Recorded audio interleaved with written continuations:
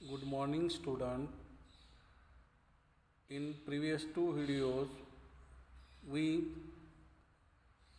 had seen 3.2 the welcome play. Today we are going to see English workshop on page 67. Now open your book page 67 and follow workshop. Question 1. List the characters in the play. Write how each is related to Chaturbhuj. Now you are trying to find the characters in the play. Look carefully on the screen. There I write some characters and relation to Chaturbhuj. 1. Neel Ratan, relation to Chaturbhuj, a villager, Zamindar, the land worker of his village. 3. Satu, Chaturbhuj's uncle. 4. Maid, a maid servant of his family. 5. Mother, Chaturbhuj's mother. 6. Little boy, seems to be his younger brother. 7. Aunt, Chaturbhuj's aunt. 8. Little girl, seems to be his younger sister. 9. Hari, Chaturbhuj's uncle. 10. Sadhucharan, a villager. 11. Paran, a villager. You are note this answer in your notebook. We see question 2. Find and list the incomplete sentence of Chaturbhuj. For example, you see on page 63, पान number 63 वरती पहा scene 1 मध्ये आपल्याला चतुर्भुजचं पहिलं वाक्य जे आहे त्या ठिकाणी इनकम्प्लीट सेंटेन्स पाहायला मिळेल. Directly after the MA exams were over I incomplete आहे, आपण त्या ठिकाणी पूर्ण करू शकतो. For example come here. अशाच पद्धतीचं खाली चतुर्भुजचं एक वाक्य आहे, पुढं बघा. Bought it the subject I had offered. त्या ठिकाणी आपण मी कोणता विषयामध्ये MA केलं ते आपण त्या ठिकाणी for example Marathi, history, Sanskrit, English अशा पद्धतीनं आपण इनकम्प्लीट सेंटेन्स कंप्लीट करू शकतो. अशी भरपूर वाक्य सीन 1, 2, 3 मध्ये आहेत, आपण ती शोधायची आहेत आणि आपल्या वहीमध्ये क्वेश्चन 2 मध्ये नोट करायची आहे. आणखीन एक एक्झाम्पल या ठिकाणी दिलेलं आहे. खाली उदाहरणार्थ चतुर्भुज this year the exams were very. Answer आपण त्या ठिकाणी लिहू शकतो व्हेरी टफ. अशा पद्धतीची उदाहरणं आपण शोधायची आहेत आणि आपल्या वहीमध्ये नोट करायची आहेत. Now we see question 3. Form groups, discuss and write what Chaturbhuj would like to hear from the following people. चतुर्भुज विषय काय आहे? चतुर्भुज I have passed my MA examination. Me MA examination pass झालेलं आहे असं चतुर्भुज म्हणतात. मग इतर कॅरेक्टर जे पात्र आहेत त्यांच्याकडून चतुर्भुजची काय अपेक्षा असावी, कशा पद्धतीनं त्या लोकांनी त्यांना रिस्पॉन्स द्यावा, प्रतिसाद द्यावा असं अपेक्षित असावं. तर आपण पान नंबर 63 वरती पाहू. या ठिकाणी नीलरतन आणि चतुर्भुज यांचं संभाषण आहे.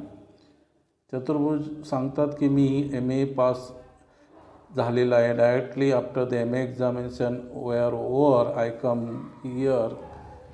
नंतर this year the exams were very tough.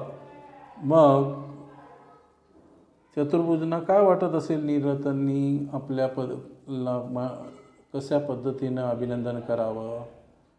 तर एक्झाम्पल आपण या ठिकाणी दिलेलं आहे. नीलरतन अपेक्षित आहे की ओ ग्रेट न्यूज, MA एक्झामिनेशनवर पास झालेलं आहे म्हटल्यानंतर नीलरतन काय म्हणावं असं अपेक्षित आहे, ओ ग्रेट न्यूज. अशाच पद्धतीनं दुसरं कॅरेक्टर दिलेलं आहे जमीनदार.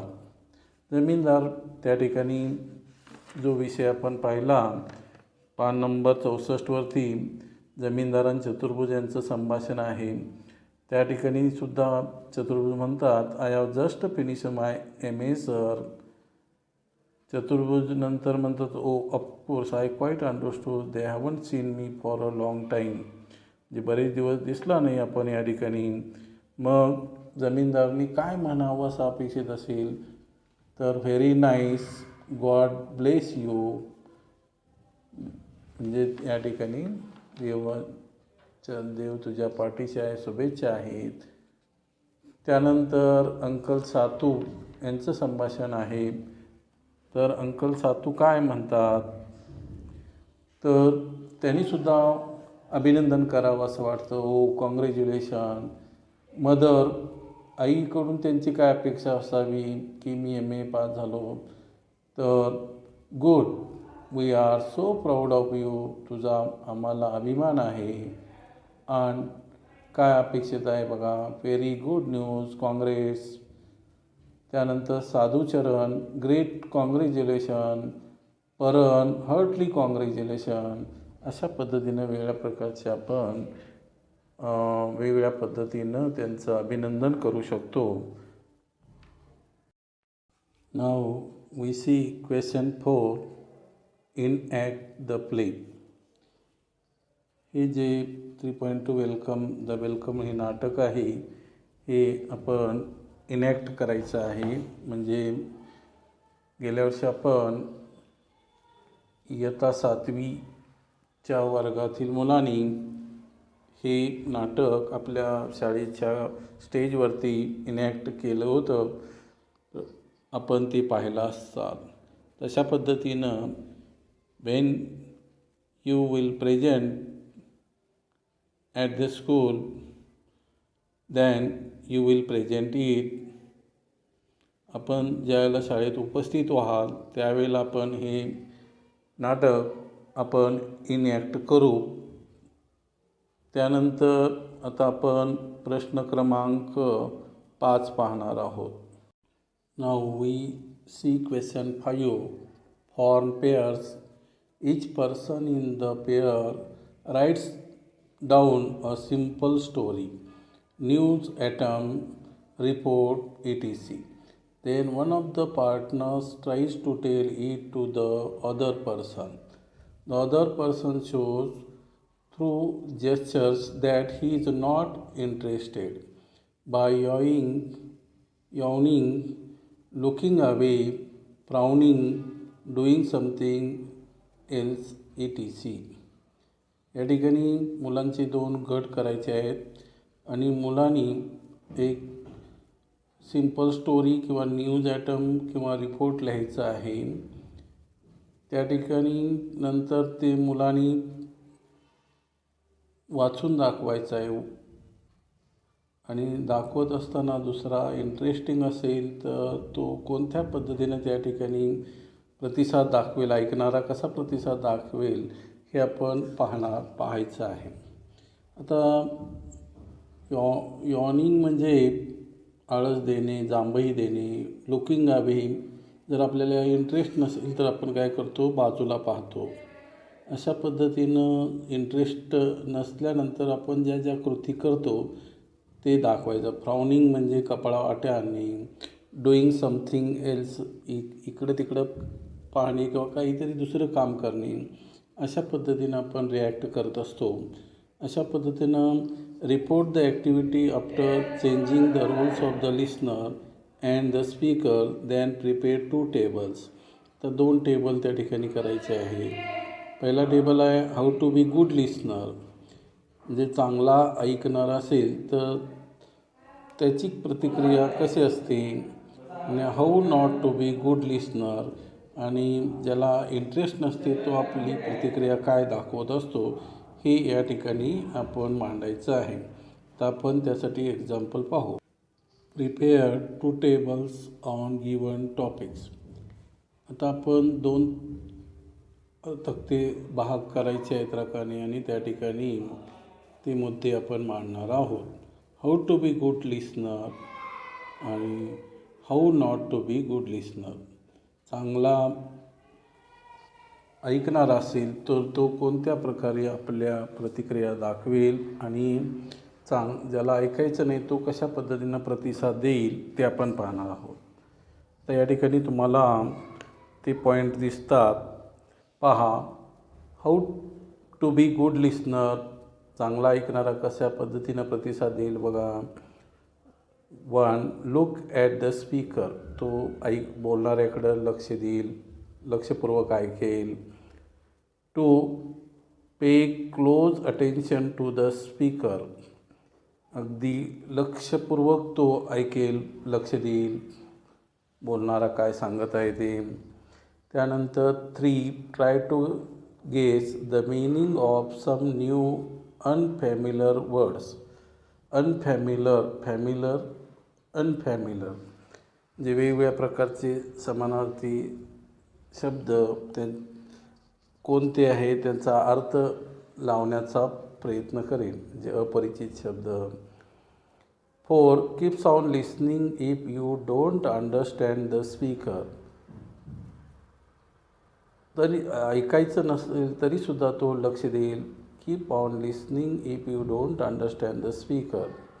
5. Keep on listening even if you don't agree with the speaker. आपण त्या मताशी सहमत नसलो तरी तो ऐकण्याचा प्रयत्न करेल किंवा लक्ष देईल. अशा पद्धतीनं जो गुड लिस्नर आहे त्याच्या प्रतिक्रिया आपणास दिसतात. दुसऱ्या टेबलमध्ये how not to be good listener कशा पद्धतीनं आपली प्रतिक्रिया दाखवेल पहा. Look somewhere the else when the speaker is speaking. जेव्हा बोलणारा बोलत असतो त्यावेळेला तो दुसरीकडं काहीतरी दुसरं करेल. Disturb the speaker, to disturb the speaker, बोलणाऱ्यात अडथळा आणण्याचा प्रयत्न करेल. 3. स्टार्ट यॉर्निंग म्हणजे जांभई देईल. 4. Start clapping and laughing without any reason. तो आपण बऱ्याच वेळेला पाहतो की एखादा वक्त्याचं भाषण जर बंद करायचं असेल, बंद व्हावं असं वाटत असेल तर बऱ्याच वेळेला विनाकारण टाळ्या वाजवतात लोक किंवा लाफिंग हसतात. अशा पद्धतीनं तो डिस्टर्ब करण्याचा प्रयत्न करेल. 5. Looking away through the window, दुसरीकडं पाहायचं. त्यानंतर 6. टॉक टू युअर फ्रेंड्स, आपल्या मित्राशी बोलत बसायचं.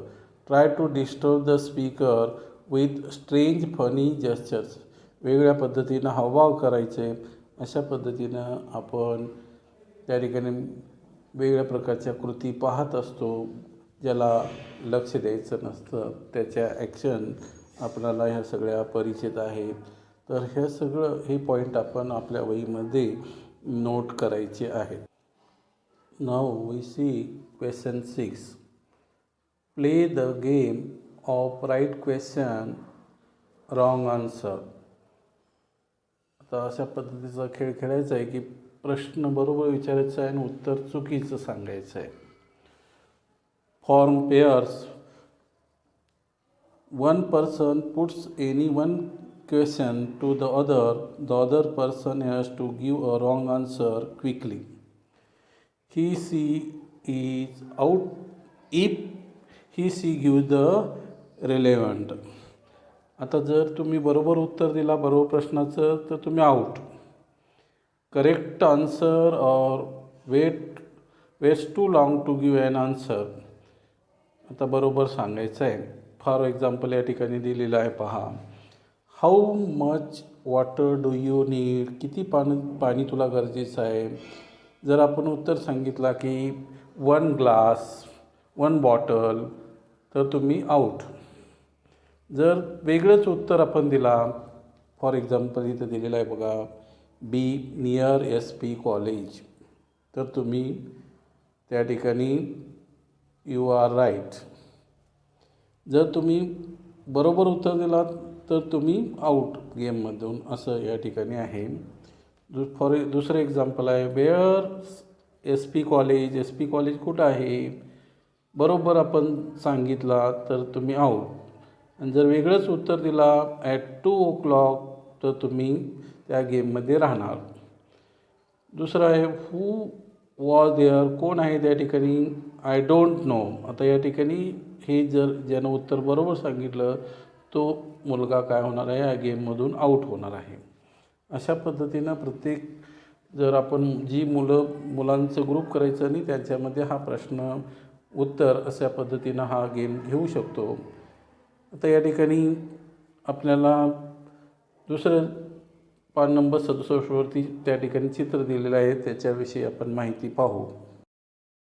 आपल्या पुस्तकातील पान 67वरती जे संभाषण मुलांचं दाखवलेलं आहे ते आपण पाहायचं आहे.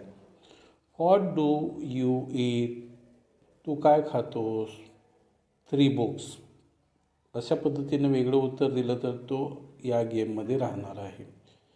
Which books on the tree. बरोबर. Can you climb trees. Of course. अशा पद्धतीनं उत्तर दिला तर तो काय होणार आहे? आऊट. अशा पद्धतीनं हा गेम आपण यामुळं आपल्याला प्रश्न तयार करण्याचा सराव होतो आणि नेमका प्रश्न काय आहे हे अंडरस्टँडिंग होतं, हे आपल्या लक्षात येतं. Now we see language study. आता आपण पान नंबर 68वरील लँग्वेज स्टडी ॲक्टिव्हिटी पाहणार आहोत. यामध्ये ऑक्झिलरी वर्ब बी, सहाय्यकारी क्रियापदे दिलेली आहेत. जेव्हा बी टू बीचं रूप आपण पाहतो त्यावेळेला am, is, are, was, were ही क्रियापदे असतात. एकवचनीमध्ये एम, इजचा वापर करतो. अनेकवचनीमध्ये आर, वॉज, वेअर ही क्रियापदे आपण प्रोग्रेसिव्ह टेन्स किंवा कंटिन्युअस टेन्समध्ये अपूर्ण काळात वापरतो, तेव्हा ती ऑक्झिलरी क्रियापदे असतात, सहाय्यकारी क्रियापदे असतात. Am going, was going auxiliary verb आहेत. या वाक्यातील बी या क्रियापदाचे ऑक्झिलरी म्हणून केलेले उपयोग आपण पाहणार आहोत. तर पान नंबर 68वरती पहा. Be plus main verb V plus ing shows that the action was not complete. It goes on. This is known as the progressive or continuous tense. ज्याला कृतीचा सुरू असते, थांबलेली नसते, त्याला आपण प्रोग्रेसिव्ह किंवा कंटिन्युअस टेन्सचा वापर करतो. उदाहरण दिलेले आहेत बघा. प्रेझेंट प्रोग्रेसिव्ह यामध्ये बी प्लस टू बीचं रूप प्लस मेन व्हर्ब. त्यानंतर पास्ट प्रोग्रेसिव्हमध्ये टू बीचं रूप प्लस मेन व्हर्ब, त्याला आय एन जी लावलेलं आहे, म्हणजे प्रोग्रेसिव्ह कंटिन्युअस टेन्स असल्यामुळं. तर पहा, आय करता असेल तर टू बीचं कोणतं रूप येतं? ॲम. I am writing. जर करता यू असेल तर टू बीचं रूप कोणतं येतं? पहा, यू आर रीडिंग. जर करता अनेक वचने असेल तर प्रोग्रेसिव्ह टेन्समध्ये दे आर प्लेइंग. आणि जर करता सी असेल तर टू बीचं रूप इज, सी इज सिंगिंग. करता ही असेल तर ही इज सिंगिंग. म्हणजे I am, you are, they are, she is. तेच पास्ट टेन्समध्ये कशा पद्धतीनं रूपांतर होतं पहा. आय एम रायटिंगचं पास्ट प्रोग्रेसिव्ह टेन्स कसा होतो? I am. एमचं वॉज होतं, त्यामुळे I was writing. You are असेल तर अनेक वचने असल्यामुळं you were reading, you were reading. त्यानंतर दे आर प्लेइंग असेल तर त्याचं पास्ट प्रोग्रेसिव्ह कसं होतं पहा, they were playing. She is singing, she was singing. जर ही इज सिंगिंग असेल तर ही वॉज सिंगिंग. अशा पद्धतीनं प्रेझेंट प्रोग्रेसिव्ह टेन्समधून पास्ट प्रोग्रेसिव्ह टेन्समध्ये वाक्याचं रूपांतर होतं. अशा पद्धतीची अनेक उदाहरणं आपण आपल्या वहीमध्ये सोडवू शकतो. फॉर एक्झाम्पल, जर अशा पद्धतीनं टेबल करा, I, you, they, he, she, आणि त्यानंतर आपल्या दुसऱ्या टेबलमध्ये एम, आर, इज असं घेतलं तर त्यापासून आपणाला कोणत्या पद्धतीनं वाक्य तयार करायचे आहेत हे आपणाला लिहिता येतं. आणि त्यानंतर ऑब्जेक्ट जो आहे, कर्म, writing, reading, singing, playing, jumping, eating अशा पद्धतीनं आपण त्या ठिकाणी लिहायचे आहेत. अशी आपण 25 वाक्य तयार करा आणि त्याचे पास्ट प्रोग्रेसिव्हमध्ये रूपांतर करा. म्हणजे आपल्याला या ठिकाणी टेन्स हा भाग लक्षात येईल. आता आपण ऑक्झिलरी वर्ब हॅव पाहणार आहोत. हॅव प्लस मेन वर्ब, त्यानंतर ईडी, क्रियापदाला ईडी किंवा ईएन लागतो. Show that the action about which we are talking now is was complete. आपण जी आता कृती करत आहोत ती नुकतीच पूर्ण झालेली आहे असं या बोलण्यातून होतं. This is known has the perfect tense. Perfect टेन्समध्ये आपण हॅव ॲजचा वापर करतो. पान नंबर आपण 7 वरती याबाबत आपण पाहिलेलं आहे. पान नंबर 7 वरती जर आपण पाहिला तर am, I am, we are, he is, she is, it is, they are अशा पद्धतीची. त्यानंतर हॅवचा वापर करणे, ती वाक्य कशी तयार होतात हेही पाहिलेलं आहे पान नंबर 7 वरती. पण तुम्ही पहा, त्या ठिकाणी आपल्या लक्षात येईल की टू बीचं कोणतं रूप वापरलं जातं सहाय्यकारी क्रियापद म्हणून.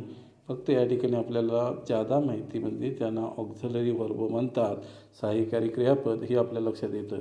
पान नंबर 7 जर आपण व्यवस्थित केला असेल तर आपल्याला या ठिकाणी कोणतीही अडचण येणार नाही. आता या ठिकाणी एक्झाम्पल पहा. Have as plus main verb, त्याला पास्ट टेन्स केला किंवा पास्ट पार्टिसिपल रूप.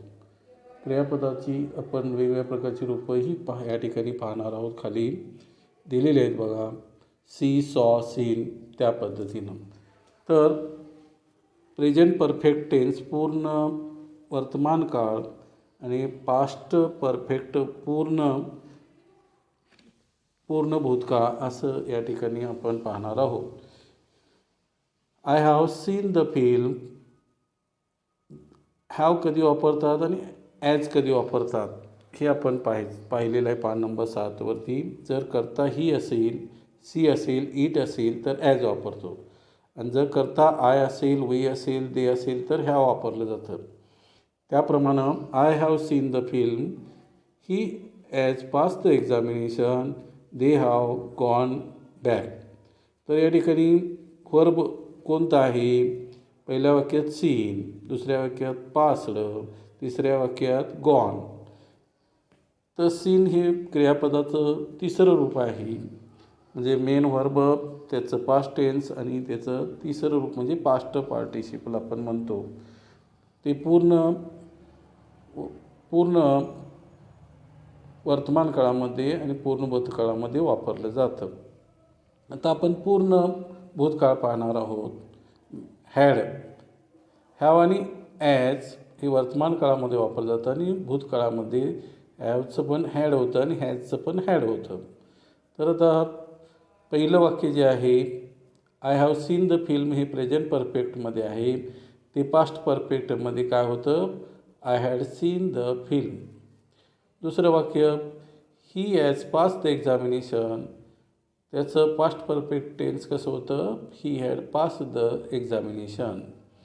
तिसरं वाक्य, दे हॅव गॉन बॅक, त्याचं दे हॅड गॉन बॅक. आपण जर पान नंबर 7 व्यवस्थित केला असेल, पुन्हा पहा, म्हणजे आपल्याला या ठिकाणी कोणतीही अडचण येणार नाही. या पाठ्यपुस्तकामध्ये सर्वात व्याकरणाच्या दृष्टीनं महत्त्वाचं कोणतं असेल तर पेज नंबर 7 आहे. त्याचा सराव आपण आधी केला पाहिजे.